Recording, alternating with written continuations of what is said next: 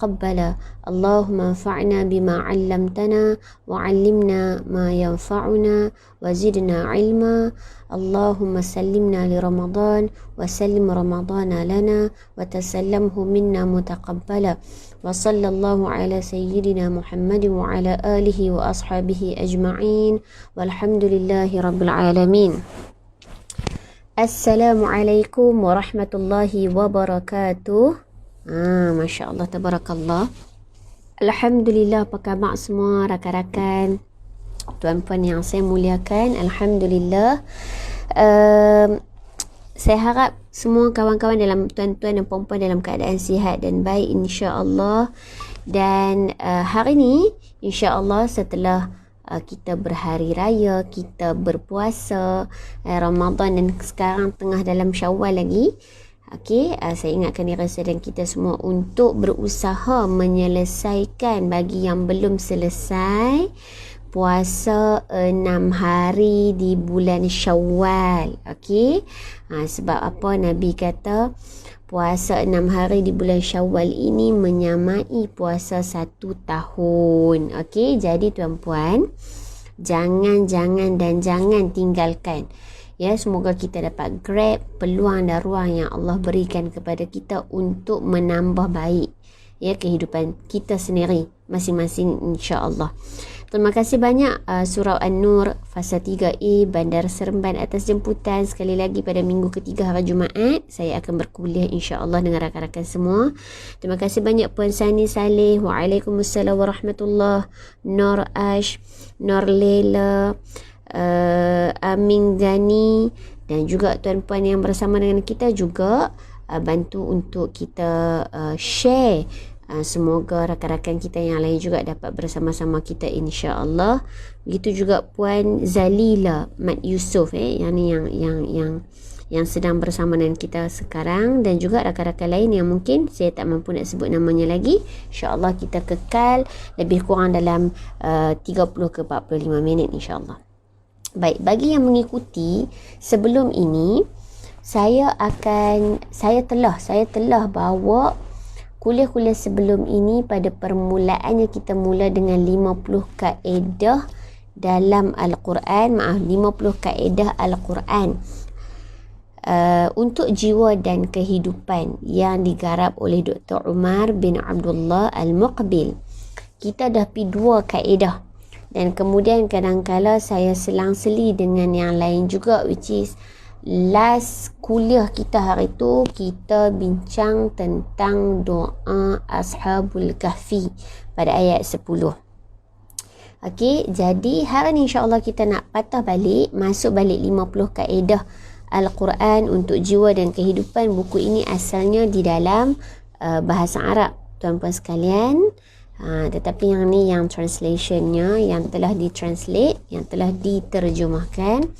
Jadi kita nak sambung baca kaedah yang ketiga. Kita dah tinggalkan lama juga kitab ni. Jadi kita nak sambung balik secara ringkas apa yang kita dapat ambil daripada 50 ayat Al-Quran. Ya, kalau dalam buku ini Dr. Umar telah menggarap ataupun mengeluarkan 50 ayat daripada Al-Quran. Daripada 6,000 lebih itu, 50 ayat beliau keluarkan dan menceritakan bagaimana ayat itu applicable ya untuk kita belajar, kita renung, kita ambil faedah dan kita beramal dengan ayat tersebut di dalam kehidupan kita, bersesuaian dengan kehidupan kita dan jiwa kita. Jadi dulu tuan-puan kita dah pergi pada kaedah yang pertama. Kalau dalam buku ini kaedah pertama ya, sekejap buka balik. Kaedah pertama, dan ucapkanlah kata-kata yang baik kepada manusia. Kita dah pergi dah. Kaedah kedua, boleh jadi kamu membenci sesuatu padahal ia amat baik bagimu, dan boleh jadi pula kamu menyukai sesuatu padahal ia amat buruk bagimu. Allah mengetahui dan kamu tidak mengetahui, daripada surah Al-Baqarah. Okey, kalau yang pertama hari tu kita dah pergi daripada surah Al-Baqarah ayat ke-83. Kaedah kedua, pun kita dah pi, iaitu daripada surah Al-Baqarah juga, surah yang sama juga, ayat 216. Tapi hari ni kita nak pi pada ayat dalam surah An-Nahl, ayat 43. Kalau ikut dalam susunan buku ini adalah kaedah yang dah hujung-hujung dah. Tetapi saya tak ikut susunan kaedahnya. Jadi hari ni insya-Allah kita nak masuk kaedah ke-49.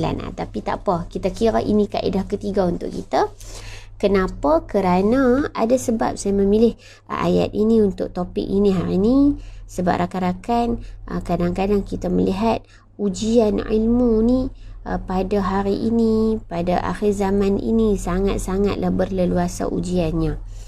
Kalau tuan-puan ingat kaedah hari tu, kita kaedah kedua kan, daripada surah Al-Baqarah ayat 216, wa asa an takrahu syai'an wa huwa khairul lakum wa asa an tuhibbu syai'an wa huwa syarrul lakum wallahu ya'lamu wa antum la ta'lamun. Kaedah kedua yang kita bincang hari tu, kita bawa juga perbincangan sedikit sebanyak gambaran daripada surah Yusuf.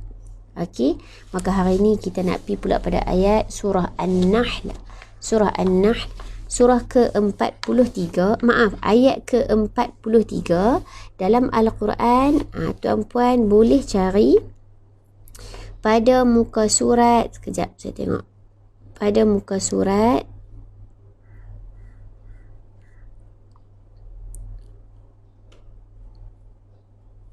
272. Maaf. Surah An-Nahl 300. Kenapa hilang ni? Sekejap tuan-puan. Fas'alu ahla zikri in kuntum la ta'lamun. Fas'alu ahla zikri in kuntum la ta'lamun. Saya dah type ni, silap ni. Tuan-puan boleh cari semua. Sekejap ya. Surah An-Nahl. Betul dah saya baca tadi, 272. Betul dah. Ya. Dalam Al-Quran muka surat 272, surah An-Nahl, surah yang ke-16, ayat ke-43. Tuan-puan boleh cari dalam Al-Quran muka surat 272, ayat ke-43, surah An-Nahl, surah ke-16, juzuk ke-14. Okey, jom kita baca sikit.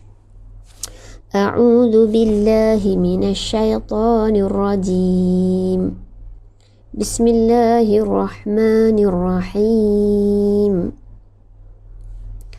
Wa ma arsalna min qablika illa rijalan nuhi ilaihim fas'alu ahla dzikri in kuntum la ta'lamun.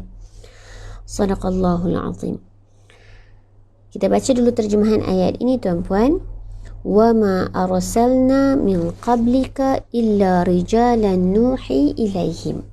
Dan tidaklah kami mengutuskan rasul-rasul sebelum kamu wahai Muhammad, illa rijalan nuhi ilaihim, melainkan dari kalangan orang-orang laki yang kami wahyukan kepada mereka.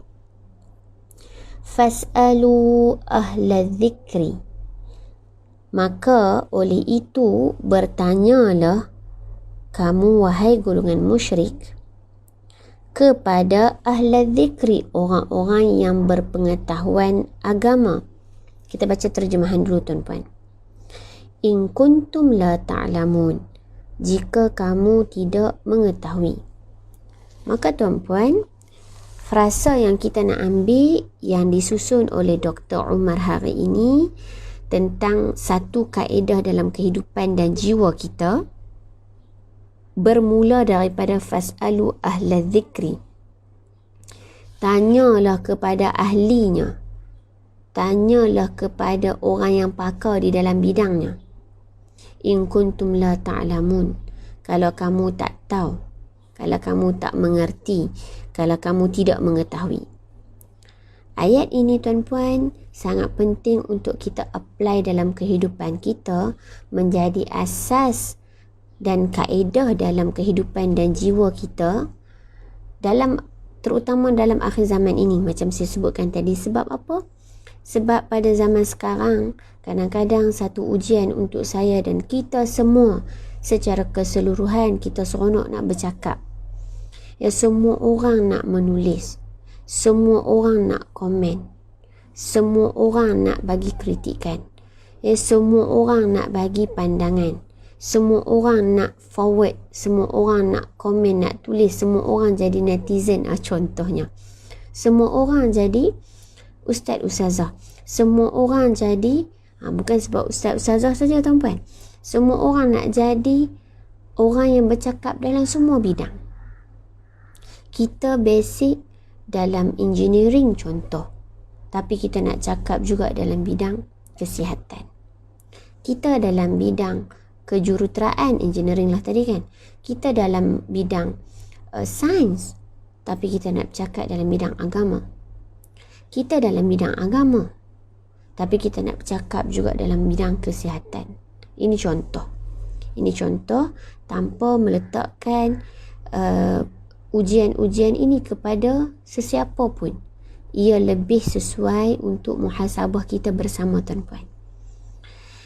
Subhanallah, apakah perkara yang kita nak belajar daripada ayat ini secara ringkas dalam kuliah subuh ini tuan-puan yang dimuliakan?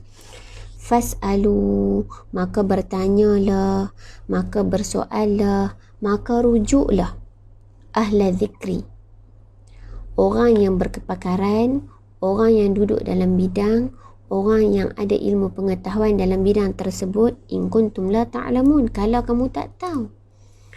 Dan sebenarnya tuan-puan, hakikat kehidupan saya dan kita semua, kita tak tahu semua benda tuan-puan.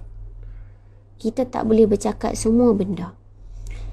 Kalaupun kita ni ada degree, ada masters, ada PhD, ataupun ada double degree, ya, ada 3 master, ada 2 PhD misalnya lah, ataupun kita dah jadi orang yang pakar di dalam sesuatu bidang, tetaplah sebenarnya kita masih tak menguasai sesuatu ilmu itu dengan detail. Kalaupun saya duduk dalam bidang, contohlah tuan-puan, saya duduk dalam bidang pengajian agama, walaupun contohlah degree ke master sudah duduk dalam tu lama dah, tetap masih lagi ada banyak perkara yang saya tak tahu. Tu dalam bidang sendiri, apatah lagi dalam bidang-bidang yang lain. Ya, contohnya saya belajar dalam Islamic Studies, itu pun tak habis, tak matang, tak masak lagi tuan-puan apa yang saya belajar. Kemudian saya nak komen lagi dalam bidang lain. Ya, orang buat rumah pun saya nak komen. Orang buat apa lagi, jalan pun saya nak komen. Ya, orang yang tailor pun saya nak komen. Sepatutnya jahit belah ni sebagai contoh. Maksud saya, sebenarnya kita bukan tak boleh bagi cadangan, kita bukan tak boleh bagi pandangan, kita bukan tak boleh mengkritik, tetapi tuan-puan hormatilah ataupun rujuklah yang lebih berkepakaran, berkeahlian dalam sesuatu bidang. Maka sedikit sebanyak tuan-puan apa yang ditulis oleh Dr. Umar untuk kita bedah pagi ini, beliau menulis dengan permulaan atau muqaddimah yang sangat-sangat cantik. Subhanallah, selepas daripada pembentangan ayat ini, fas'alu ahla zikri in kuntum la ta'lamun, tanyalah orang yang ada pengetahuan kalau kamu tak tahu. Ayat ini, kata Dr. Umar, sepenggal ayat ini adalah kaedah Al-Quran yang sangat jelas maknanya. Betul, sangat jelas. Kalaupun tuan-puan kita tak pergi kepada tafsir Al-Quran secara detail pun ayat ini, tanpa melihat sebab kepada penurunan ayat ini, ataupun tak tengok konteks asal, ya, kepada siapa Allah sebutkan ayat ini, maksudnya tengok terjemahan sahaja pun, kita dah get the point daripada ayat ini. Sebab itu Dr. Umar tulis kaedah Al-Quran yang sangat jelas maknanya, di mana kaedah ini memiliki ataupun mendatangkan pengaruh yang besar dalam meluruskan jalan seseorang menuju Tuhannya. membenarkan ibadah, muamalah, perilaku dan memberikan pengetahuan tentang permasalahan agamanya. Subhanallah, mukadimah yang sangat-sangat indah tuan-puan. Apa maksudnya? Kaedah ini tuan-puan, ringkasannya kata Dr. Umar Abdullah Al-Muqbil, kaedah ini bagi satu pengaruh yang besar untuk meluruskan jalan kita atau menunjukkan jalan yang lurus kepada kita untuk balik kepada Tuhan, yakni balik kepada Allah. Sebab apa? Sebab memang dalam kehidupan kita kena tanya orang yang pakar, rujuk orang yang ahli dalam bidang dia. Jadi bila kita rujuk orang yang pakar, orang yang ahli dalam bidang itu, dia akan menunjukkan jalan yang lurus. Beliau akan memberikan jawapan yang benar.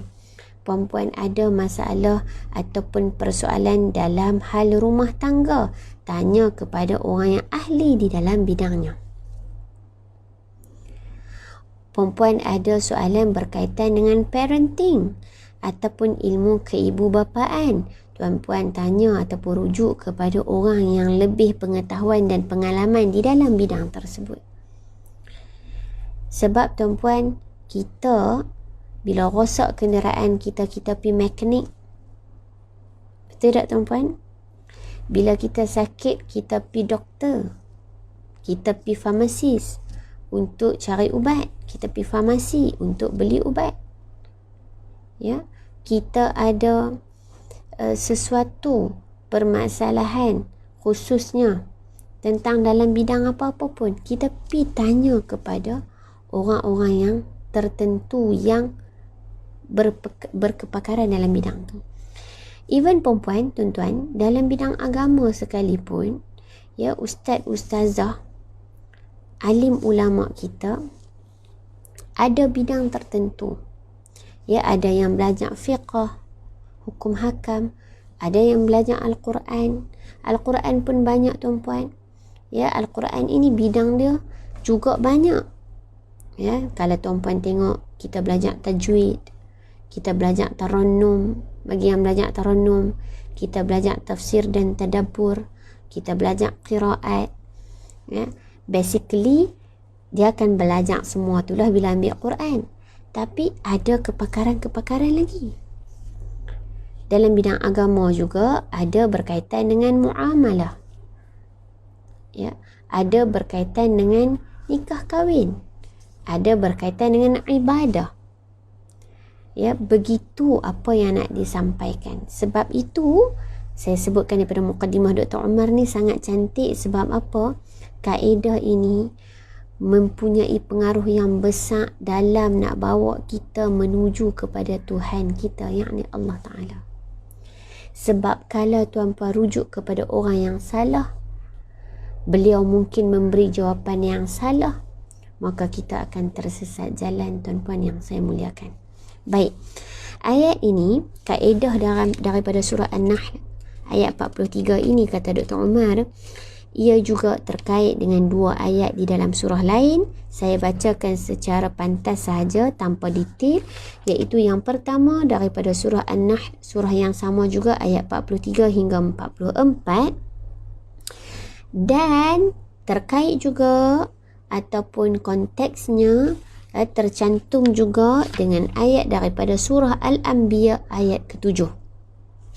So nak kata kenapa ayat daripada surah An-Nahl surah ke-16 ini, ayat 43 yang kita bacakan tadi ini, fas'alu ahla dzikri in kuntum la ta'lamun, ia juga terkait dengan ayat 44 surah yang sama ataupun tercantum di dua ayat dalam Al-Quran, ayat yang lain juga, iaitu ayat daripada surah yang sama, surah 16, ayat berikutnya ayat 44. Begitu juga surah Al-Anbiya ayat 7 yang saya tak detailkan dekat tuan-tuan dan puan-puan. Sebab apa? Kita nak ambil poin lain sebelum kita habis. Okey, jelas idea dia tuan-puan? Subhanallah. Baik, terima kasih banyak Rafi'ah Ismayadi dan juga rakan-rakan lain. Masya Allah, bantu kita untuk kongsi live ini supaya rakan-rakan kita yang lain juga dapat sertai. Baik, secara asasnya tuan-tuan dan puan-puan, Dr. Umar menulis lagi beberapa poin yang saya nak kongsikan. Kalau kita meneliti secara detail ayat ini, kaedah yang ketiga kita bawakan hari ini, iaitu bertanya merujuk kepada ahli, bahkan datang lagi dalam ayat yang lain, surah Al-Anbiya ayat 7 tadi dan surah An-Nahl ayat 43 sehingga 44 tadi. Maka apa yang kita dapat ambil pengajaran daripada ayat ini? Apakah maksud frasa ini? Frasa tanya ahli, frasa tanya kepakaran, tanya ahli dalam bidang tersebut. Ya, orang accounting, orang engineering, orang architecture, orang dalam bidang kesihatan dan keselamatan lain, orang dalam bidang agama lain, ya, orang yang orang kata apa, pandai repair ataupun tengok kereta lain, orang yang buat rumah lain, orang yang buat jalan lain. Setiap orang tu ada kepakaran dia. Bahkan dalam bidang dia tu pun masih lagi belum dia menguasai semuanya sedetail-detailnya. Maka ayat ini nak ayat ini nak ajak kita apa, tuan-tuan dan puan-puan? Antara lain Dr. Umar menulis yang pertama, kaedah ini nak puji siapa? Kaedah ini nak puji dan nak sanjung orang yang ada ilmu. Yang ni yang pertama. Subhanallah. Secara umumnya ayat ini yang pertama sekali nak puji, nak sanjung, nak muliakan orang yang ada ilmu. Subhanallah. Sebab itu diiktiraf kalau kita tak tahu satu benda, pi tanya ahli dalam bidang. Sebab apa? Ini adalah satu pujian, sanjungan dan kemuliaan kepada orang yang berilmu, sehingga beliau menjadi rujukan, sehingga beliau boleh menjawab persoalan-persoalan yang ditanyakan. Satu pengiktirafan kepada ahli ilmu. Yang kedua, tuan-puan, saya tak kongsikan semua dalam masa yang singkat, tapi sekurang-kurangnya kita dapat idea daripada ayat ini. Yang kedua, tuan-tuan dan puan-puan, ayat ini juga mengandungi penghormatan dan pensucian bagi para ulama kerana adanya perintah untuk bertanya mereka. Subhanallah. Ayat ini juga, tuan-puan, antara ideanya memberitahu kepada kita pengajaran bahawa menghormati dan mensucikan ulama sama juga macam tadi. Nombor satu, ia satu bentuk pujian, kehormatan, kemuliaan, satu bentuk sanjungan kepada ahli ilmu, sebab kita pi tanya dia. Sehingga Allah letakkan ayat untuk kita pi tanya ahli dalam bidang tersebut. Dan ia, poin kedua, merupakan satu bentuk penghormatan, satu bentuk pensucian kepada alim ulama, sehingga kan adanya perintah Allah Ta'ala sebut fas'alu ahla dzikri, tanya ahli dalam bidang. Kat mana perintah tadi? Fas'alu. Fas'alu itu dalam bentuk fi'lul amri, fi'il amar, iaitu perintah, arahan dan juga permintaan kalau fi'il amar ni. Tapi dalam ayat ini clearly adalah perintah dan suruhan, arahan untuk manusia, untuk kita ni pi tanya kepada orang dalam bidang tu, orang yang lebih berilmu daripada kita. Jangan pandai-pandai. Ya, bukan semua benda kita tahu. Kalau kita confuse, kalau kita tak tahu, ya, kita pi tanya ahli dia. Ini satu bentuk penghormatan dan pensucian kepada alim ulama. Kenapa adanya perintah untuk pi rujuk kepada alim ulama? So ini sebabnya, tuan-tuan dan puan-puan, ia sepatutnya menjadi kaedah dalam kehidupan kita. Ya, bukan semua benda kita pandai, tak semua benda kita tahu, jangan semua benda kita komen. Ya, tanya, jangan semua benda kita putuskan. Dan ini satu ujian yang berlega di sekitar kita, disebutkan juga oleh Dr. Umar. Ya, di dalam buku ini secara ringkasnya saya sebutkan. Dia kata apa? Antara masalah sekarang, zaman ini, antara perkara yang menjadi salahnya sekarang ini dan semakin berleluasa, orang suka rujuk orang dekat-dekat dengan dia. Ya, tidak meneliti dengan benar dalam mengambil ilmu. Kerana orang yang mengaku sebagai alim sangatlah banyak. Itu ujian zaman sekarang. Ya, ramai yang mengaku saya tahu. Ramai yang mengaku saya arif. Ramai yang mengaku saya alim. Sehingga kan kita tak teliti kita ambil ilmu dari siapa. Kadang-kadang kita melihat kepada kemasyhuran. Kita tengok seseorang ni, ya tak kisahlah beliau itu sesiapa. Saya sebut tuan-puan secara jelas apa yang ditulis oleh Dr. Umar untuk peringatan saya dan kita semua. Kita tak teliti kita bertanya kepada siapa. Kita tak teliti kita ambil ilmu dari siapa. Kita tengok ada ramai followers, kita tengok dia ada ramai pengikut, kita pun ikut. Kita tak teliti pun siapakah dia, adakah benar-benar dia berilmu, adakah benar-benar dia alim, adakah benar-benar dia tahu, adakah benar-benar dia ahli dalam bidang tersebut. Termasuk saya tuan-puan, ini peringatan. Maksudnya kalau tuan-puan pun kena tengok juga, betul ke Ustazah Nuraini ni, dia betul ke dalam bidang ni, dia boleh bercakap ke bidang ni. Boleh, tak ada masalah, tuan-puan boleh kaji juga supaya kita teliti. Sebab kita nak ambil ilmu yang berkualiti, mesti dia mai dari guru yang berkualiti. Dan ia tak tertakluk dalam bidang agama sahaja tuan-puan, tetapi bidang agama jauh lebih crucial lah kita katakan. Sebab apa? Sebab macam tadi Dr. Umar sebut, ia terkait dengan ibadah, ia terkait dengan muamalah, ia terkait dengan akidah.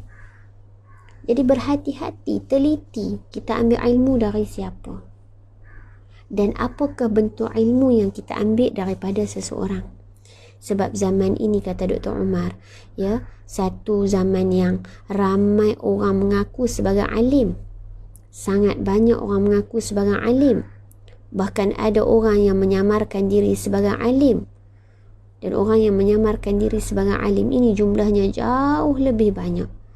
Wal'iyazbillah. Semoga Allah pelihara saya dan kita semua daripada menjadi orang yang tidak meneliti ketika mengambil ilmu, dan peringatan secara terus kepada saya supaya saya menyampaikan dengan pengetahuan saya, bukan kerana niat-niat yang lain, dengan kelayakan yang ada, sudah tentu dengan ilmu yang ada, berbekalkan juga adab dan akhlak. Ini bukan peringatan untuk kita sebagai pelajar sahaja, tetapi juga peringatan untuk saya dan kita semua sebagai tenaga pengajar. Jadi teliti tuan-puan. Kita ambil ilmu dari siapa?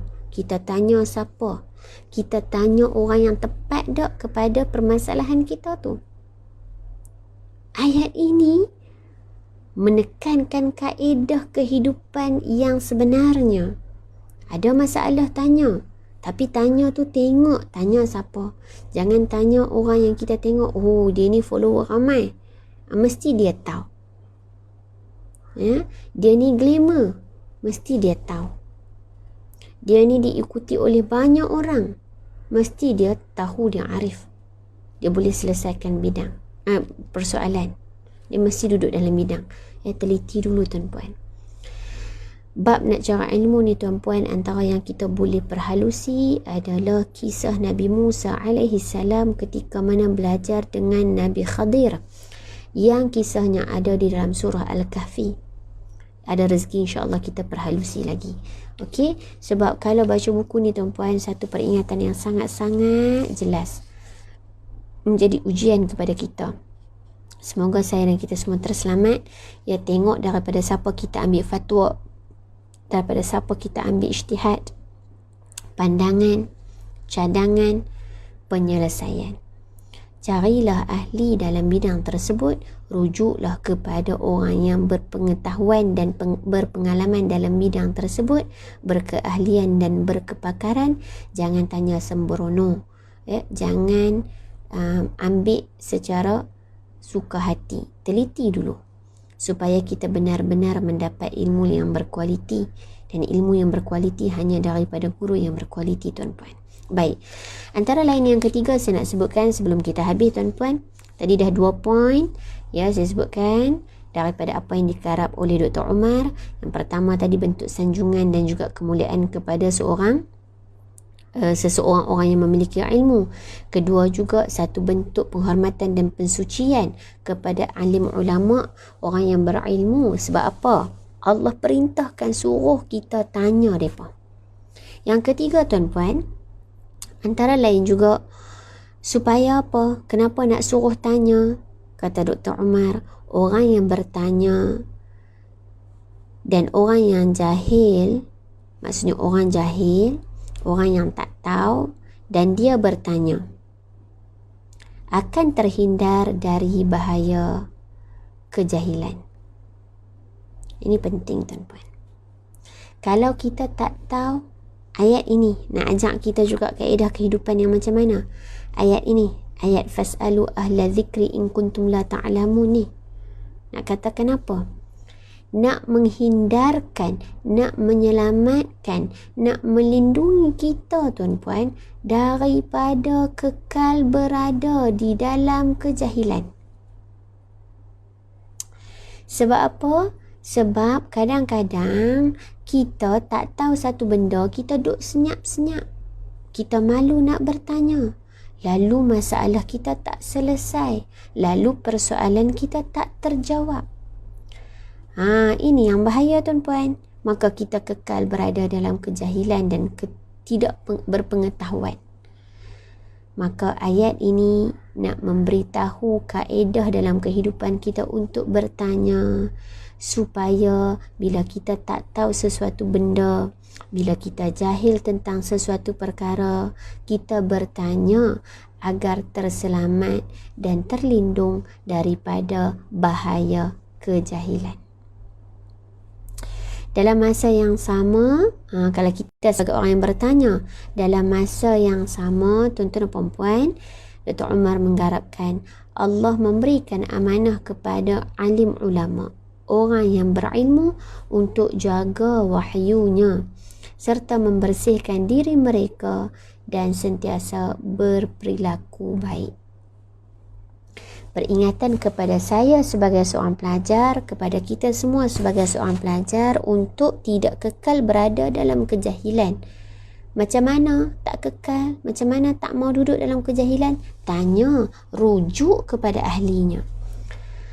Ada pun dalam masa yang sama, orang yang ditanya tu pula, orang yang alim ulama itu, orang yang mengetahui itu pula, dalam masa yang sama kekal menjaga wahyu, kekal menjaga ilmu, kekal beramanah dan jujur, kekal menjaga akhlak dan juga adab, dan kekal berperilaku baik.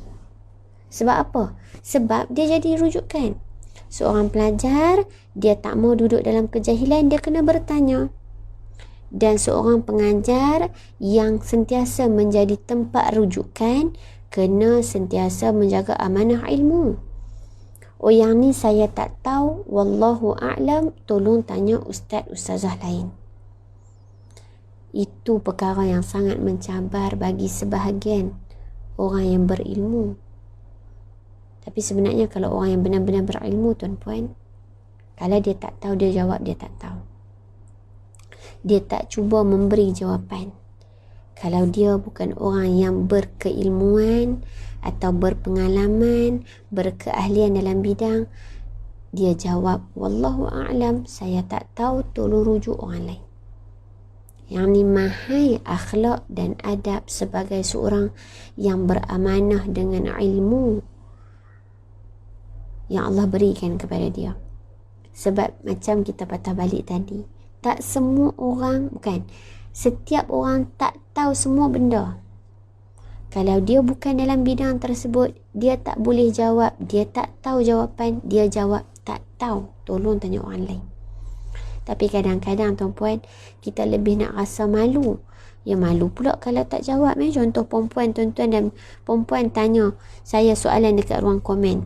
Saya pula duk fikir, kalau tak jawab ni takut orang kata awak ustazah tu tak tahu. Soalan simple je.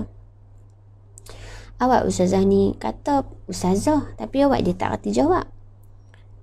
Jadi saya pun sebab takut orang kata macam tu, saya pun jawab persoalan agama. Walaupun sebenarnya saya tak tahu jawapan. Itu sangat-sangat bahaya. Saya tak beramanah dengan ilmu, maka sangat-sangatlah tuan-puan kena jauhi saya ini. Contoh tadi. Jelas tuan-puan? Saya bagi contoh tadi. Kalau saya tak tahu jawapan, saya duk mengajak, tuan-puan tanya soalan, saya tak tahu jawapan. Lebih baik, lebih beramanah, lebih terhormat, saya jawab, wallahu a'lam, tuan-puan, saya minta maaf, jawapan ni saya tak tahu. Jawapan bagi soalan ni saya tak tahu. Jawapan bagi soalan ini saya confuse sendiri, jadi saya tak mau jawab lagi. Tunggu saya pergi tanya tok guru saya dulu, nanti saya mai jawab. Itu jauh lebih mulia tuan-puan sebagai seorang tenaga pengajar. Maka kaedah ini juga, ayat ini juga mengajarkan kepada kita satu pengajaran dan satu pelajaran. Untuk orang yang bertanya, nak keluar daripada kejahilan, kena bertanya kepada ahli. Dan orang yang ditanya pula mestilah menjaga amanah ilmuwan dia, amanah sebagai ilmuwan, amanah ilmu dia, mesti menjaga akhlak dan adab, mestilah berperilaku baik, mestilah menjaga ilmu dan apa yang ditanya itu. Kalau tak tahu, jawab tak tahu. Kalau tahu, boleh jawab. Ya, amanah, nak jaga amanah tu sangat sukar. Tapi itulah yang kita kena buat tuan-puan. Khususnya sebagai tenaga pengajar, anak murid kita tanya, kita tak tahu, jawab tak tahu. Itu jauh lebih mulia daripada kita cuba bagi jawapan juga dalam keadaan kita tak pasti. Khususnya berkaitan dengan persoalan agama. Yang terakhir tuan-puan, yang terakhir. Dan sebenarnya banyak kaedah yang disebutkan. Maksudnya banyak pengajaran yang disebutkan daripada ayat ini. Ada rezeki insyaAllah kita semua akan datang. Yang terakhir tuan-tuan dan puan-puan, saya nak sebutkan adanya perintah untuk menuntut ilmu dan bertanya kepada orang yang berilmu. Perintah untuk bertanya kepada orang yang berilmu kerana mereka wajib untuk mengajarkan ilmu dan menjawab apa yang mereka ketahui, seperti yang kita telah bincangkan. Dalam ayat yang ringkas ini juga, saya sebut ayat ringkas sebab apa? Sebab tadi pendek aja. Fas'alu ahla dzikri in kuntum la ta'lamun. Ayat ini nampak ringkas tapi pengajaran dia sangat banyak. Antara lain adalah apa? Adanya perintah untuk kita sebagai seorang pelajar untuk menuntut ilmu dan untuk bertanya kepada orang yang berilmu, ini sebagai seorang pelajar. Adapun sebagai pengajar, antara lain daripada ayat ini, kewajipan ke atasnya untuk mengajarkan ilmu dan menjawab apa yang ditanya dengan apa yang diketahui. So tuan-puan, ayat ini mengajarkan kepada kita position kita sebagai seorang pelajar. Sebagai seorang pelajar, mesti belajar ilmu, mesti bertanya. Sebagai seorang pengajar, mesti mengajarkan ilmu dan menjawab apa yang diketahui. Bukan semua soalan dia nak jawab. Kalau tak tahu, tak payah jawab. Okey? Baik. Sekarang itu sahaja untuk hari ini tuan-puan. Sebenarnya sangat banyak perbincangan Dr. Umar ini berkaitan dengan kaedah daripada ayat ini. ada rezeki insya-Allah kita sambung ataupun kita tengok pada kesesuaian yang akan datang, sebab topik ini sangat-sangat penting. Dan mungkin juga macam kita buat kaedah-kaedah seperti bulan-bulan sebelum ini, ya, bila sesuatu kaedah itu terkait lagi dengan kisah yang lain, maka kita pergi tengok kisah lain dulu sebelum kita balik kepada kaedah berikutnya, insya-Allah. Terima kasih banyak tuan-tuan dan puan-puan kerana menyertai perbincangan kita pada pagi ini. Alhamdulillah, semoga ada perkara yang bermanfaat dalam perbincangan kita hari ini. Alhamdulillah. Terima kasih banyak Fauzia Ismail dan juga Arosmil.